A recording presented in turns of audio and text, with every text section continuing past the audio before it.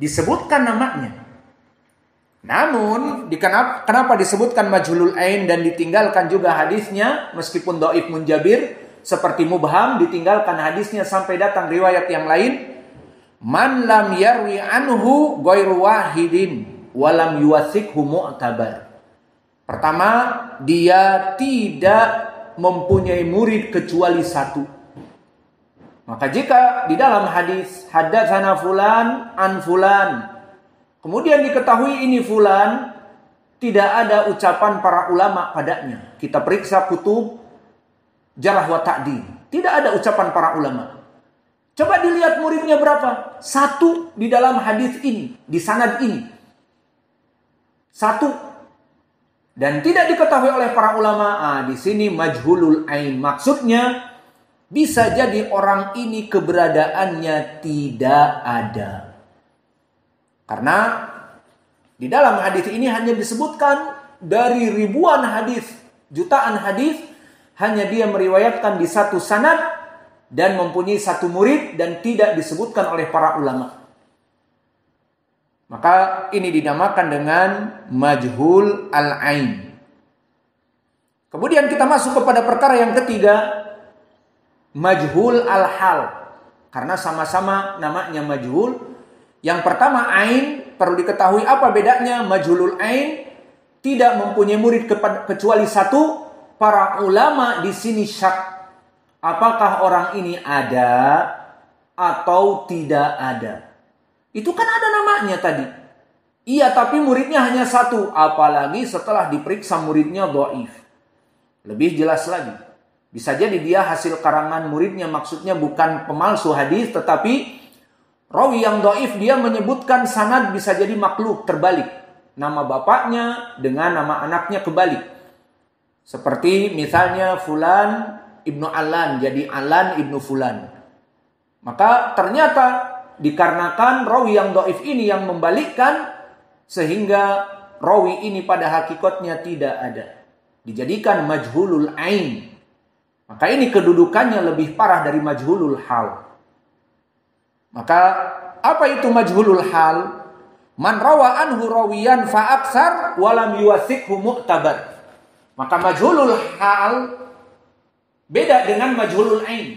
Dia mempunyai murid 3, 4, mungkin 5. Namun tetap dengan muridnya yang siqah. Rawi-rawi yang siqah muridnya. Dan ada 3, ada 5, ada 6, bahkan 10. Namun para ulama diam atas orang ini. Tidak ada para ulama menyebutnya siqah. Tidak ada para ulama menyebutnya saduq. Tidak ada para ulama menyebutnya hafizun, mutqinun. Tidak ada. Semuanya diam. Bahkan menjarahnya pun diam. Tidak ada yang menjarahnya. Yang menjarahnya pun diam. Yang mendhaifkan pun tidak ada. Inilah dia majhulul hal.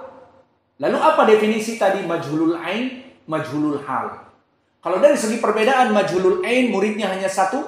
Majhulul hal bisa jadi 10, bisa jadi 20, bisa jadi 3, 4, 5. Namun tetap para ulama tidak memandang kepadanya dari ucapan al-jarh wa ta'dil.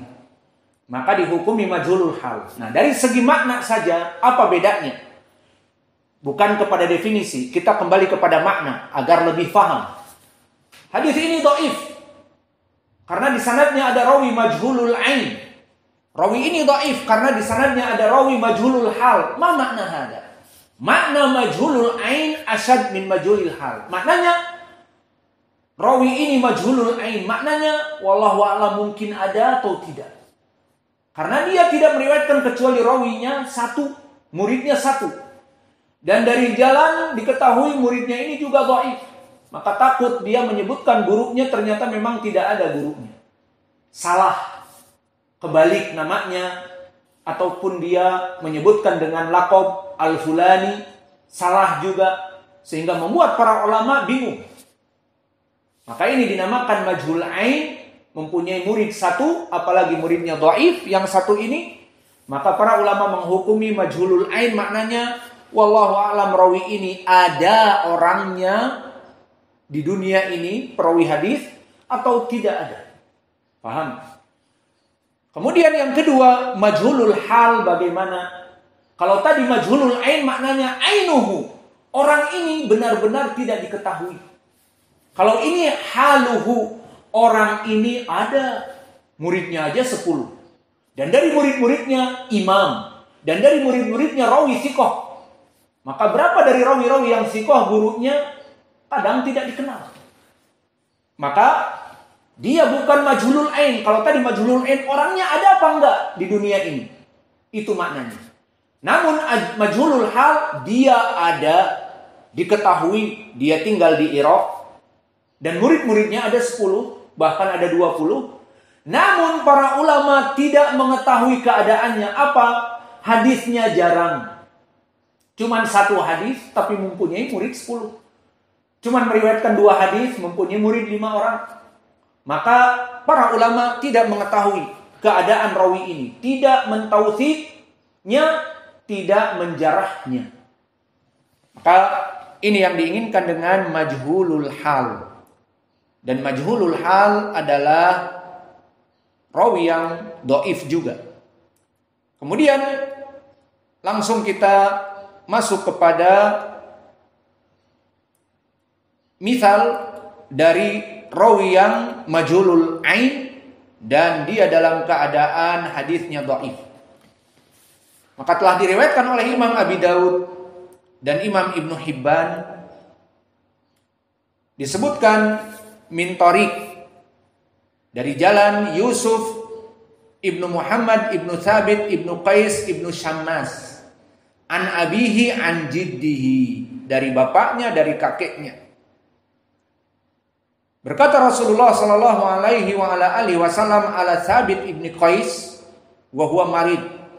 Maka berkata Nabi kepada sahabat Qais ibnu Syammas, kepada Thabit ibni Qais, kepada sahabi Thabit ibni Qais, dan dia dalam keadaan sakit. Apa yang disebutkan?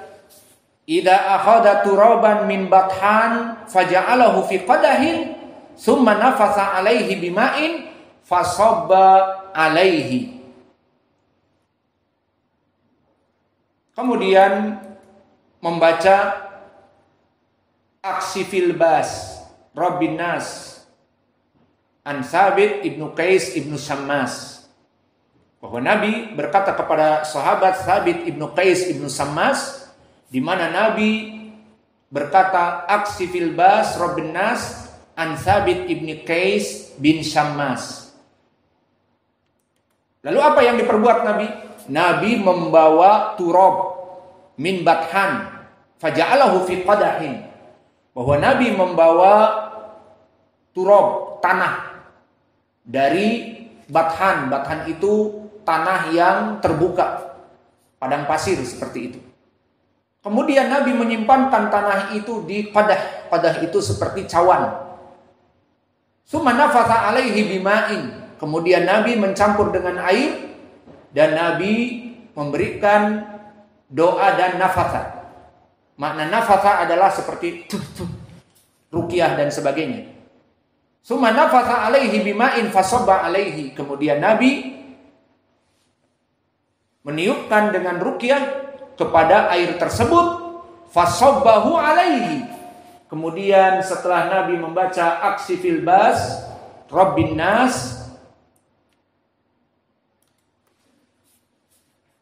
ala Thabit ibni Qais ibni Syammas, kemudian dicurahkan air tanah tadi kepada sahabi ini. Maka hadis ini hadis yang dhaif. Kenapa?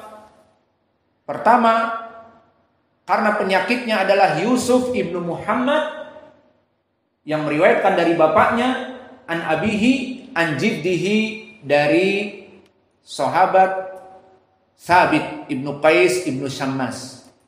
Maka yang menjadi penyakit di sini adalah Yusuf ibnu Muhammad ibnu Thabit ibnu Qais ibnu Syammas. Maka di sini tidak disebutkan oleh para ulama. Tidak ada yang menjarahnya, dan bahkan wala ta'dila, la jarha wala ta'dila. Tidak ada yang mencela dia dan tidak ada yang memuji dia. Maka oleh sebab itu disebutkan oleh para ulama seperti Imam Az-Zahabi di kitabnya Al-Mizan, la yu'raf, tidak diketahui orang ini. Dan muridnya berapa? Satu, Amr ibnu Yahya ibnu Amarah.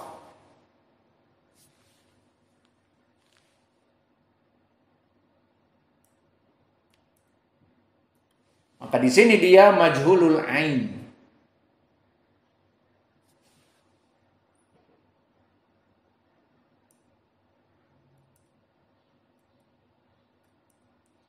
Maka hadis ini awas. Dhaif atau sahih? Jawabnya dhaif, perbuatan membawa tanah dimasukkan kepada cawan, kemudian memberikan ruqyah dan mengobatinya dengan memandikan dari tanah lempung tersebut. Tanah dicampur air, dibaca ruqyah, ditumpahkan kepada orang yang sakit. Ini sanadnya dhaif karena rawi yang majhulul hal Yusuf ibnu Muhammad ibnu Thabit ibnu Qais ibnu Syammas tidak diriwayatkan kecuali oleh satu murid. Dan muridnya di sini adalah Amr ibnu Yahya ibnu Ammarah. Maka hadis ini majhulul ain karena rawi tadi tidak disebutkan jarah wa ta'dil oleh para ulama, dan juga tidak meriwayatkan kecuali hanya satu rawi saja.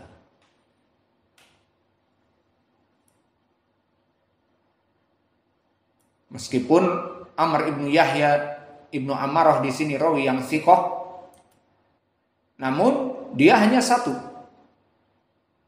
Tidak diketahui siapa keberadaan gurunya ini. Maka di sini sanadnya dhaif. Namun perhatian, adapun lafaz akshifil bas rabbin nas, maka telah datang hadis dengan lafaz dan makna seperti ini. Selain dari riwayat Thabit ibnu Qais ibnu Syammas, yang mana telah datang hadis yang diriwayatkan oleh Imam Al-Bukhari dan Muslim, bahwa hadis Aisyah diantaranya, kana ya'udu ba'du ahlihi, bahwa Nabi dulu menziarahi dari keluarganya, yamsahu biyadihi al-yumna, di mana Nabi yamsah, memegangkan tangannya kepada badan orang yang dikunjungi dalam keadaan sakit, diruqyah.